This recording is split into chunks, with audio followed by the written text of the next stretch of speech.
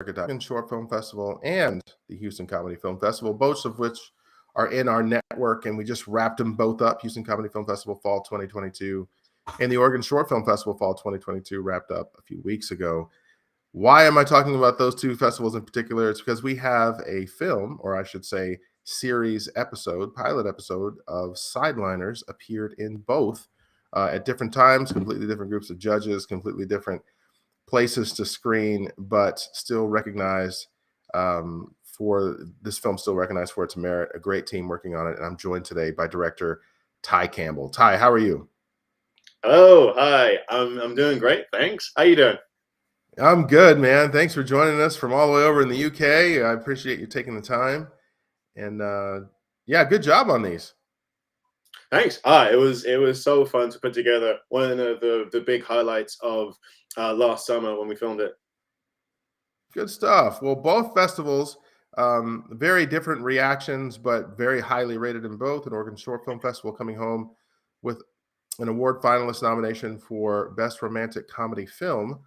And in Houston, this film is the big winner of the International Director Award. So great job. Great job.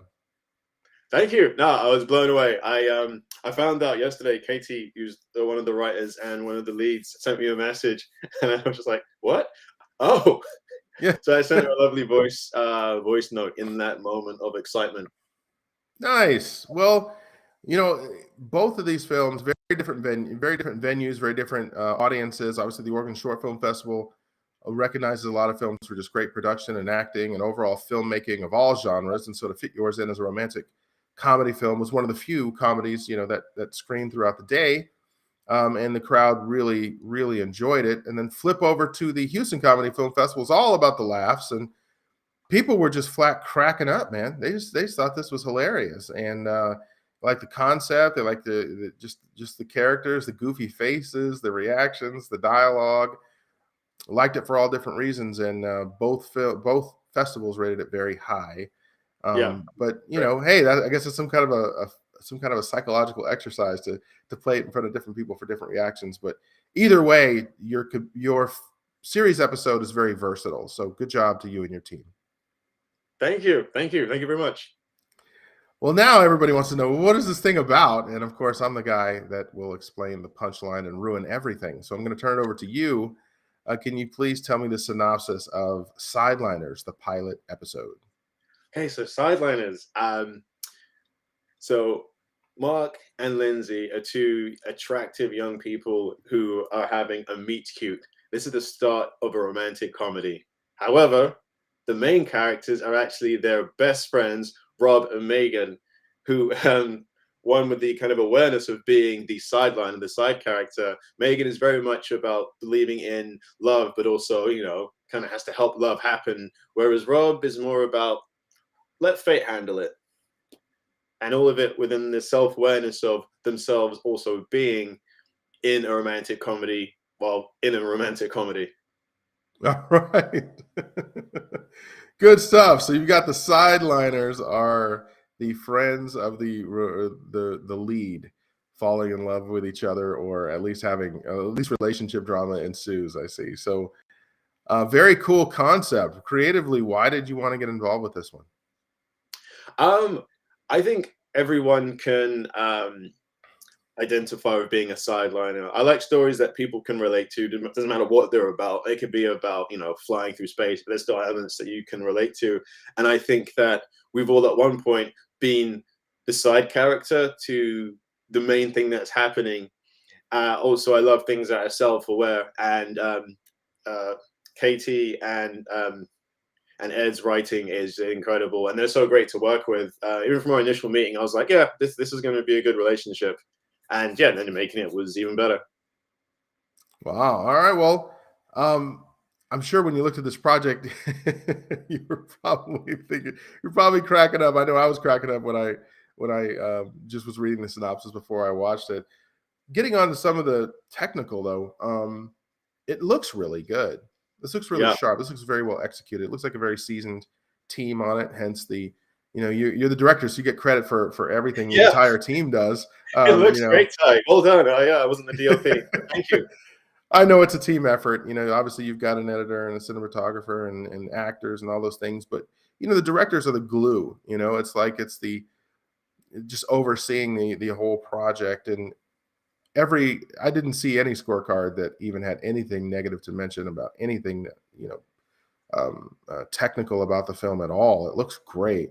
You must have had a huge budget. Tell me about It was some from of a that. crowdfunder, and we actually, because originally they were aiming to get, I think, 2/5 of what they ended up getting, and then decided to shoot more basically.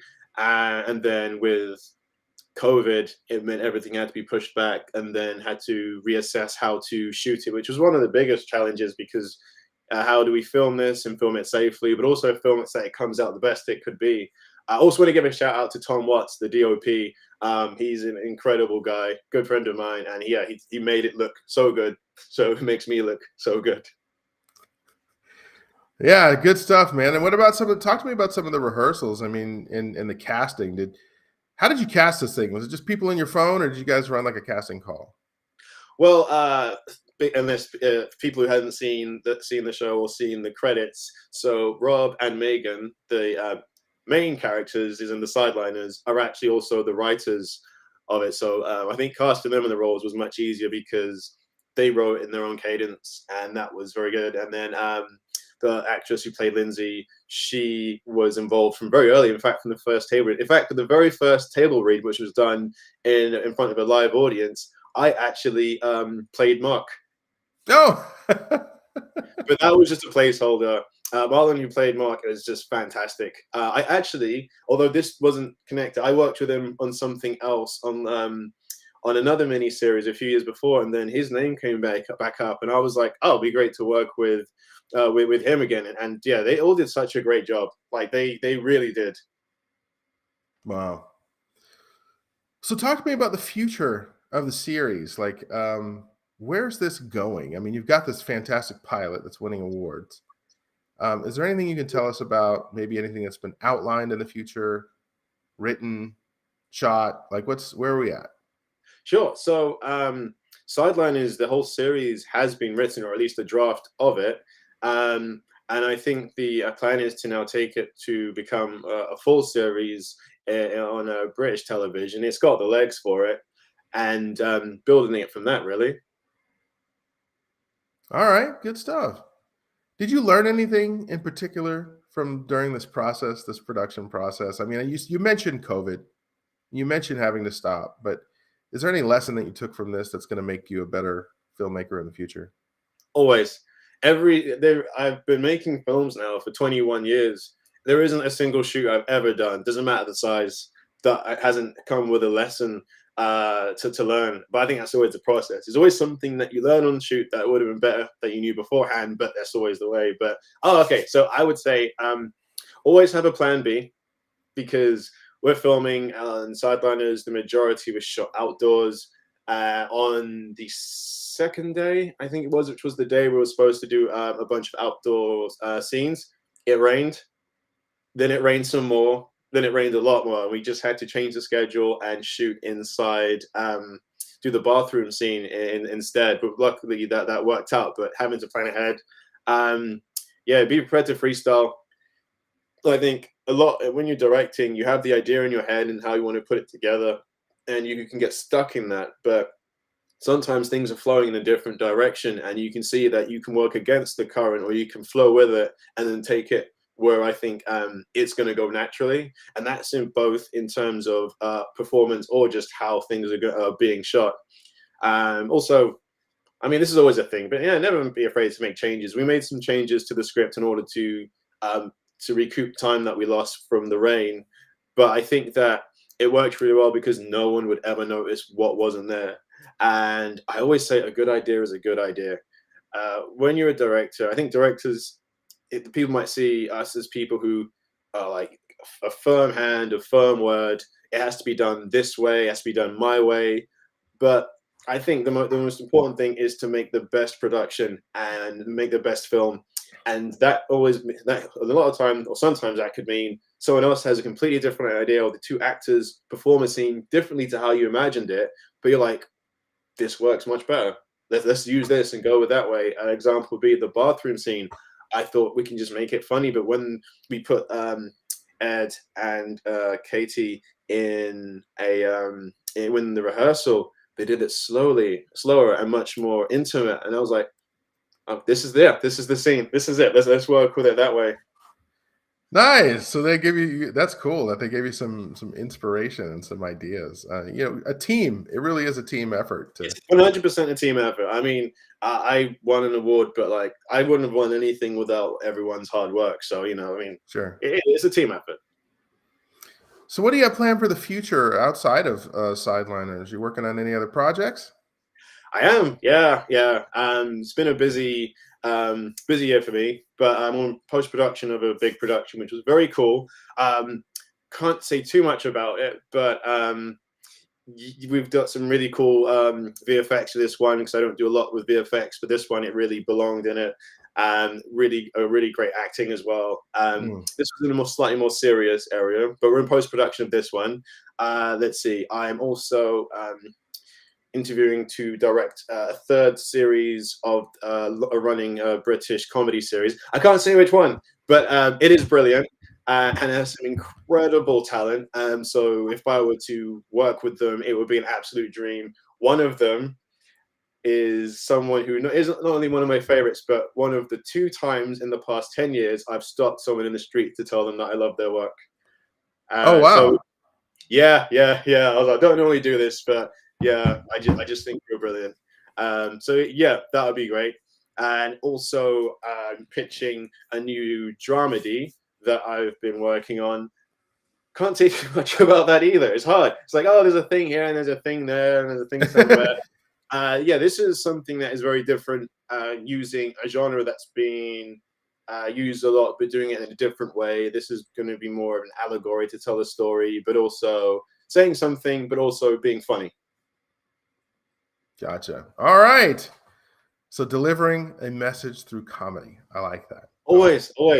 Like, just, you can talk about anything through comedy, but Sure. comedy is like my house, and the furthest I go out the house is dramedy. But yeah, I think there's always something special about making people laugh. Well, keep getting this out to festivals. Keep playing it everywhere, even if it's not our own. And I think you're going to have a lot of success on the circuit. Continue to build even more buzz.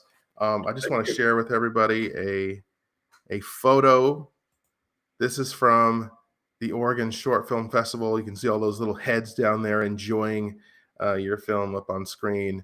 There's nothing like the out-of-body experience of being in a film festival and getting the reaction from the crowd, the involuntary laughter, sometimes certain jokes hit a lot harder than you expected, and sometimes you're like wondering why they didn't catch that one, and just watching it live is amazing. So I hope you get a chance to do that, at least in the UK, get a chance to watch your stuff in front of an audience. I don't know if you have or not, but very, very good show. So we are proud to screen it. We're proud to have had it through our festivals, and we're looking forward to your future work, Ty.